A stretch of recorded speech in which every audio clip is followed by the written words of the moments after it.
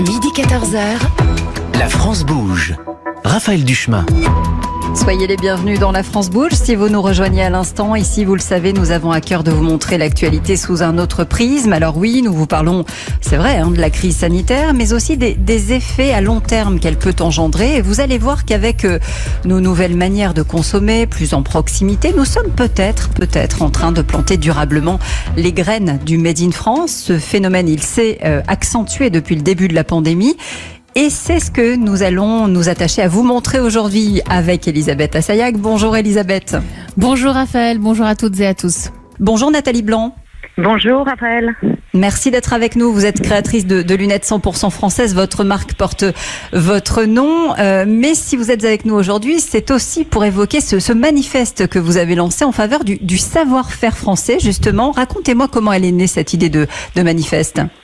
Alors, du savoir-faire français, du savoir-refaire français, parce qu'en fait, l'idée, moi, je dessine des lunettes et mon cheval de bataille depuis des années, c'est de faire en France, ce qui est une bataille compliquée quand les remboursements mutuels et sécu pour les lunettes ne proposent que du produit chinois. Donc, il a fallu être plus fort, se battre. Moi, quand j'ai commencé il y a 20 ans dans l'optique, il y avait 50 usines dans les vallées du Jura, 200 usines dans les vallées du Jura. Oui. Aujourd'hui, il en reste 9. Donc, c'est pas possible de se dire que le savoir-faire, on est reconnu dans le monde entier comme étant les plus beaux fabricants de lunettes. Des étrangers viennent fabriquer dans ces pauvres 9 usines qui restent en France. Il faut absolument défendre. Moi, depuis que je travaille, je vois des usines tous les ans qui vendent leurs outillages en Chine et voir ces machines partir en Chine, et je me dis c'est pas possible.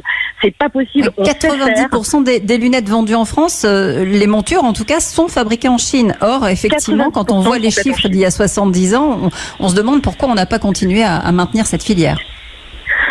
D'abord, parce que les remboursements, autant les verriers ont été très forts avec des syndicats très forts, des lobbying très forts, et ont imposé des prix qui sont tout à fait honnêtes sur les remboursements, autant ces usines françaises, ces travailleurs, ces gens qui avaient l'âme artisanale n'ont pas su se battre sur les remboursements. Et qu'est-ce qui s'est passé ? Des wagons de lunettes sont arrivés en Chine, donc de la consommation immédiate. Ça, au bout de 15 jours, votre lunette est cassée, alors vous avez mis dessus des verres à 600 €. Alors qu'en France, il y a un SAV, votre lunette, vous l'avez 2 ans, elle est garantie. Donc ça veut dire que l'excellence est toujours là, il suffit de la relancer, Nathalie Blanc, si je vous suis bien. Mais il suffit de la relancer, il faut surtout déjà alors les comment on fait en vie, déjà que l'État impose des remboursements qui font qu'on puisse s'acheter une lunette française. Aujourd'hui, à 100 €, c'est clair, on n'achètera pas une lunette française. Donc, le remboursement aujourd'hui que l'État propose, il ne permet pas aux consommateurs de s'acheter une lunette française. Il faut que l'État, avec les mutuelles qui quand même, les assurances, ont de l'argent, réduisent au fur et à mesure leur montant de remboursement aux clients, sans que vous le sachiez. Si vous regardez vos contrats mutuels, vous pourrez vous rendre compte qu'entre l'année dernière et cette année, ils ont diminué vos remboursements lunettes, vous ne le savez même pas. Donc vous continuez à cotiser plus cher, mais vous êtes moins bien remboursé sans le savoir, et ils imposent des fabrications chinoises. C'est pas possible.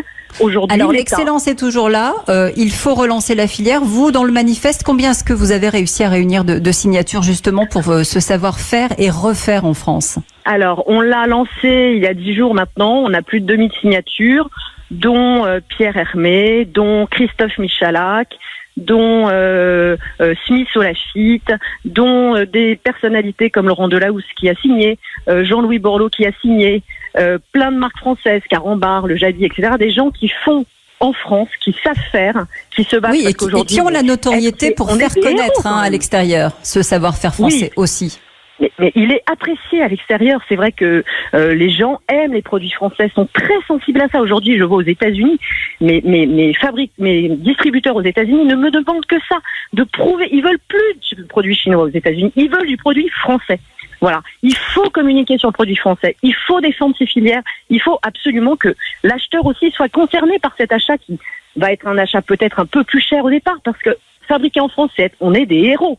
Quand on voit les normes, les charges, tout ce qu'on paye, les marges qui sont bien évidemment 10 fois plus faibles, il faut être vraiment mobilisé et avoir envie de le faire.